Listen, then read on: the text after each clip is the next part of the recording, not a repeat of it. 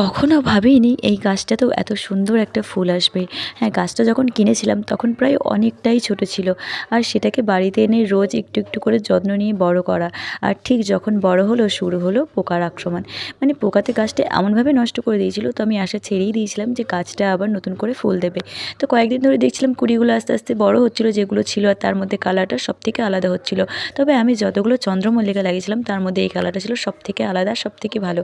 তো যাই হোক, আমি আরেকটা রেখেছিলাম ফ্লক্সের, এর আরেকটা গাছ ছিল যেটা মরে গেছে, আর একটাই থেকে গেছিলো, দেখতে কিছুটা নয়নতারার মতন, বেশ সুন্দর। আরও গাছটা বড় হচ্ছে অতিরিক্ত ঠান্ডাটা বাড়ার কারণে।